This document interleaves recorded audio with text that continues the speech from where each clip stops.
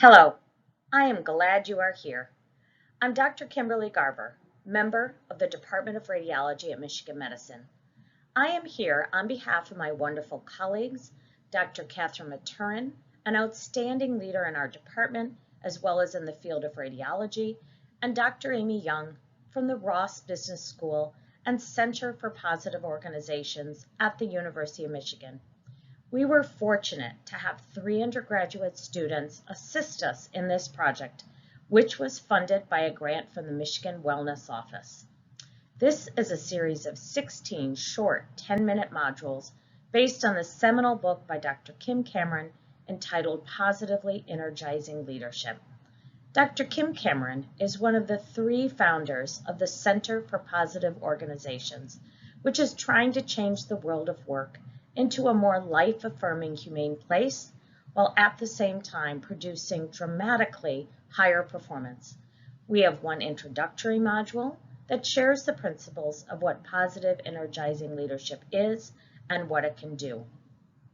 The next 15 modules discuss one leadership attribute that was found across many different industries to be empirically validated to improve workplace well-being and performance.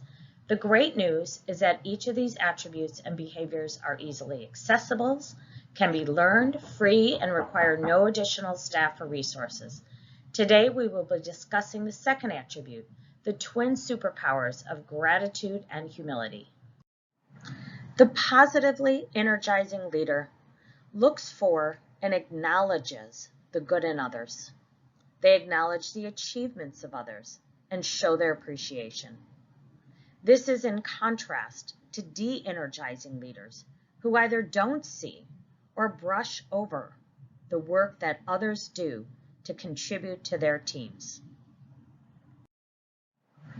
Positively energizing leaders value humility over pride and recognize that they don't know everything and that they are human. They are confident in their own merits and raise others in the process. This differs from the de-energizing leader who is arrogant or even self-deprecating.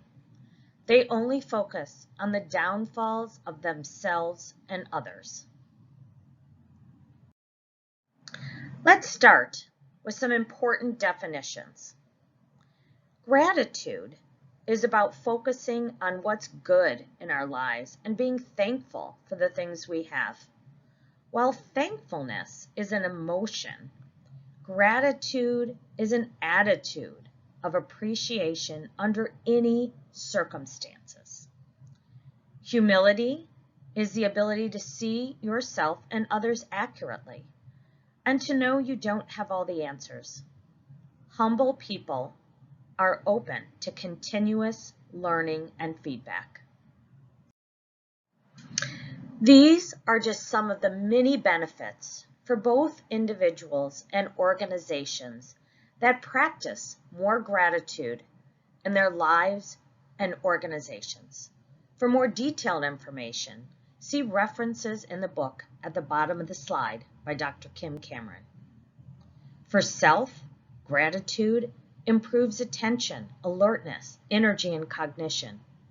It also improves health and longevity and immunity, as well as improving mental health, especially depression and anxiety. Practicing more gratitude in organizations has demonstrated improved productivity and profitability, improved employee retention and turnover, and also quality and innovation.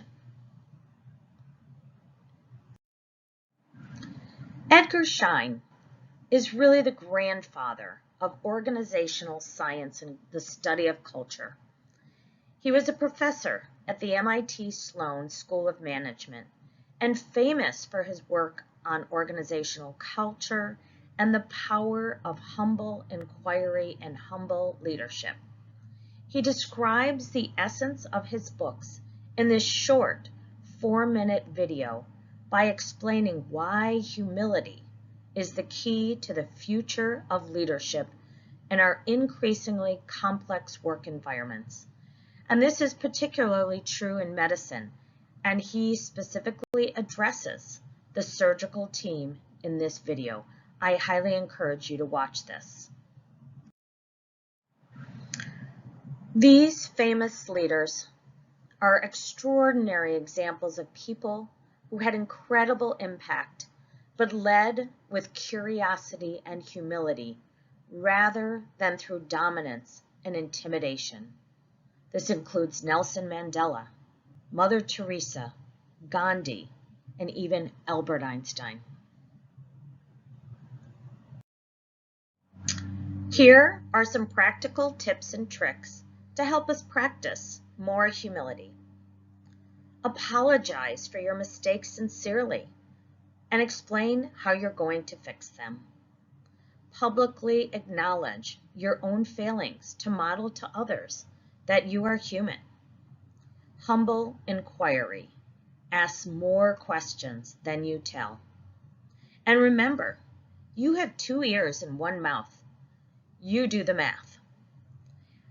And when you're tempted to get angry, get curious rather than furious. Here are some additional practical tips and tricks to help us practice more gratitude in our lives. Keep a gratitude journal nightly. 3 good things is a famous study that shows this has a long-lasting effect on well-being. There are even apps that you can carry on your phone to do this. Send 1 handwritten thank you note a day to someone.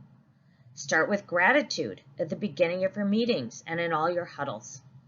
Build a gratitude wall with Post-it notes or a gratitude window with erasable markers in your work setting. And include sincere and specific notes of gratitude in most all of your communications. If you have time, break into small groups to discuss these questions over the next 15 to 20 minutes. Small groups are best kept at 4 to 6 people maximum. Please assign 1 person in the group to report insights learned from the small group back to the larger group when we return. What did you learn that resonated with you? What did you learn that challenged or surprised you? What suggestion will you implement for yourself? And what suggestion will you implement in your work setting with others? What else